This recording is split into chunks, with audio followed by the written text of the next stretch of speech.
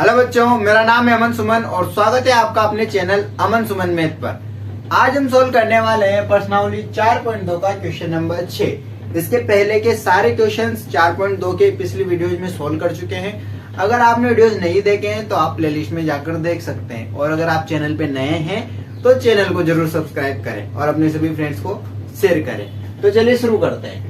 तो question number 6 जो है उसमें लिखा हुआ है, एक कुटीर उद्योग एक दिन में कुछ बर्तनों का निर्माण करता है और एक विशेष दिन ये देखा गया कि प्रत्येक नग की निर्माण लागत रुपए में उस दिन के निर्माण किए गए बर्तनों की संख्या के दुगने से 3 अधिक थी। यदि उस दिन कुल निर्माण लागत 90 रुपए थी तो निर्मित बर्तनों की संख्या और प्रत्येक नग की लागत ज्ञात करो। अपन को क्या करना है, निर्मित बर्तनों की संख्या ज्ञात करनी है और नग की निर्माण लागत, प्रत्येक नग की जो लागत है वो ज्ञात करनी है। तो देखो, अपन को सबसे पहले बर्तनों की संख्या को मानना पड़ेगा। क्या मानना पड़ेगा? बर्तनों की संख्या को।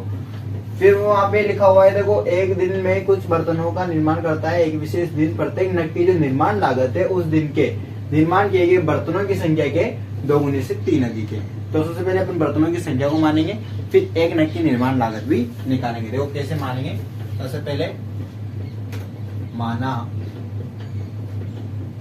बर्तनों की संख्या,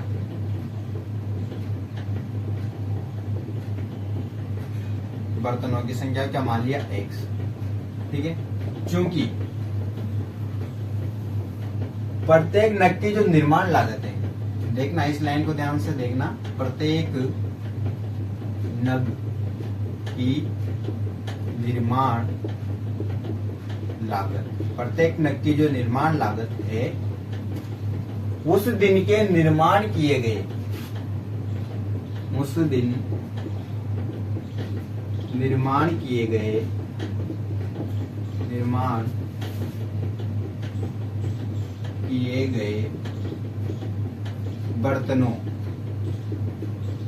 की संख्या, ध्यान से समझना, बर्तनों की संख्या के दोगुने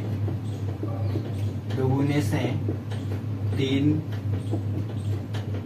अधिक थी। प्रत्येक नग की जो निर्माण लागत है उस दिन निर्माण किए गए बर्तनों की संख्या मतलब x के 2 गुने, मतलब 2x से 3 अधिक, मतलब 3 ज्यादा। देखो कैसे, तब प्रत्येक नग की निर्माण लागत है ना, प्रत्येक नग की निर्माण लागत बराबर हो जाएगा बर्तनों की संख्या कितनी है? x, उसके 2 गुने मतलब 2x से 3 अधिक, मतलब 3 ज्यादा। ये प्रत्येक नग की क्या हो गई? निर्माण लागत। और उस दिन बर्तन कितने बनाए गए थे? x, क्योंकि उसने खुद ने बोला है कि प्रत्येक नग की जो निर्माण लागत है उस दिन बनाए गए बर्तनों की संख्या के 2 गुने से 3 ज्यादा है।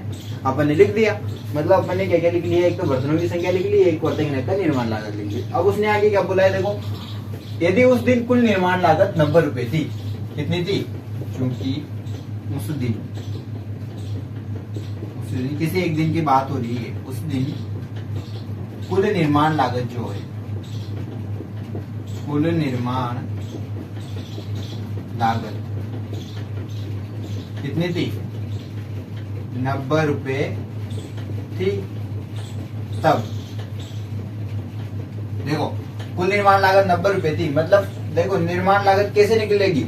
उस दिन कितने बर्तन बनाए गए और एक नग कितने रुपए में बना, उसको अगर गुणा करते हैं, कुल बर्तनों की संख्या को एक नग की निर्माण लागत से गुणा करते हैं अगर अपन, तो क्या निकल जाएगी? कुल निर्माण लागत निकल जाएगी। और इसका मान कितना दिया है? 90। भाई मान लो 5 आइटम बन रहे हैं और एक आइटम 2 रुपए का बन रहा है, तो 5 आइटम कितने के बनेंगे? 10 के गुणा कर देंगे। तो अपन यहाँ पे गुणा कर लिया और बराबर में उसने बोला है टोटल 90 रुपए, 90 रुपए। अब इसको गुणा कर लो, देखो यहाँ आ जाएगा 2x स्क्वायर प्लस यहाँ आ जाएगा 3x बराबर में 90 है। आगे चलो, 2x स्क्वायर प्लस के 3x और माइनस के 90 बराबर में 0। द्विघात समीकरण बन गई। अब इस द्विघात समीकरण को अपन यहाँ पे सोल्व करेंगे। तो यहाँ लिखेंगे द्विघात समीकरण को हल करने पर, ठीक है, तो द्विघात समीकरण को हल करेंगे तब, ध्यान से समझना। 2x square plus 3x minus के 90। अब देखो गुणनखंड करने पड़ेंगे इसके, तो देखो गुणनखंड किसके होंगे, यहाँ पे 90 है और 2x स्क्वायर कितना हो गया 180x स्क्वायर वो भी माइनस का। इसके दो टुकड़े ऐसे करने हैं कि उनको जोड़ने के टाइम में कितना आना चाहिए 3x आना चाहिए।